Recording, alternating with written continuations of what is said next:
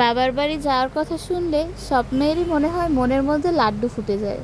সেরকম আমারও এতটা এক্সাইটেড থাকি যে যেদিন যাব তার আগের দিন সারা রাত্র ঘুমোতেই পারি না, যে কখন গিয়ে মায়ের কাছে পৌঁছাবো। কি অদ্ভুত একটা অনুভূতি, তাই না? যাই হোক, এটা ছিল সেদিনের ভিডিও যেদিন আমি বরিশাল থেকে রওনা দিয়ে ঢাকা যাচ্ছিলাম আমার বাবার বাসায় বেড়াতে। আমরা গিয়েছিলাম বাসে, আর আমাদের বাসের টিকিট কাটা হয়েছিল সকাল 6:30টায়।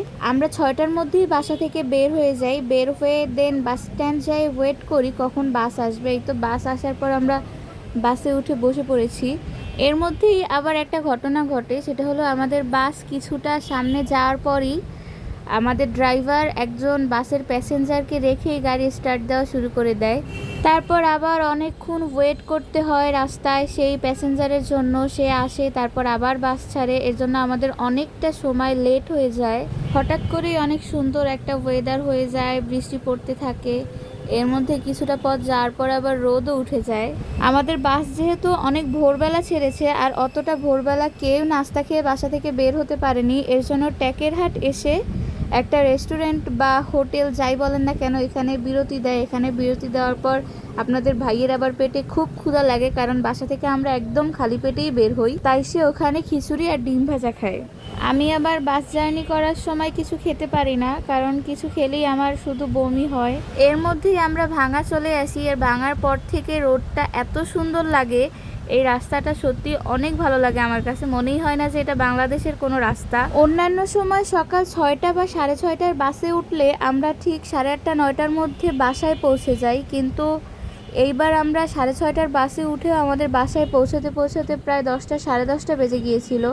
রাস্তা কেন জানি শেষই হচ্ছিল না। আর আমি তো এত এক্সাইটেড ছিলাম, আমার ভালোই লাগছিল না যে এখনও কেন পৌঁছাচ্ছি না। আমি তো শুধু অপেক্ষা করছিলাম কখন বাসায় যাব আর কখন মায়ের হাতের মজাদার খিচুড়ি আর গরুর মাংস ভুনা খাবো। চলতে চলতে এর মধ্যে পৌঁছে গিয়েছি বাসায়। বাসায় গিয়ে আর কোনো ভিডিও করা হয়নি, কারণ নাস্তা খেয়ে খুবই টায়ার্ড লাগছিল। তারপর একটু রেস্ট নিয়ে গোসল টোসল করে এই তো এটা হচ্ছে দুপুরের খাবারের ভিডিও। দুপুরে মা মুরগির মাংস ভুনা করেছিল, চ্যাপা শুটকি ভর্তা করেছিল, আর এ তো সকালের খিচুড়ি গরুর মাংসও ছিল। সাথে বাবা আমাদের জন্য একটা বড় কাতল মাছ কিনেছিল, সেই কাতল মাছটাও ভুনা করেছিল মা।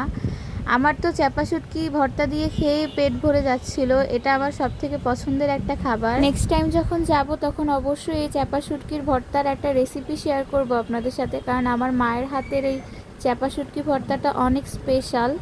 আর এখানে আমি তো এই তো কাতল মাছ দিয়ে ভাত খাচ্ছিলাম। কাতল মাছটা খুবই মজার ছিল, সবগুলো আইটেমই অনেক মজা হয়েছিল। আর আমার মায়ের হাতের রান্না এমনিতেই অনেক মজা, যারা খেয়েছে তারা অবশ্যই জানে। আজকের ভিডিওটা এই পর্যন্তই। আশা করি আপনাদের সবার ভিডিওটি ভালো লেগেছে। ভিডিওটি ভালো লাগলে অবশ্যই আমার ফেসবুক পেজে একটি ফলো করে দিবেন। আর হ্যাঁ, ইউটিউবে সাবস্ক্রাইব করতে ভুলবেন না। আল্লাহ হাফেজ।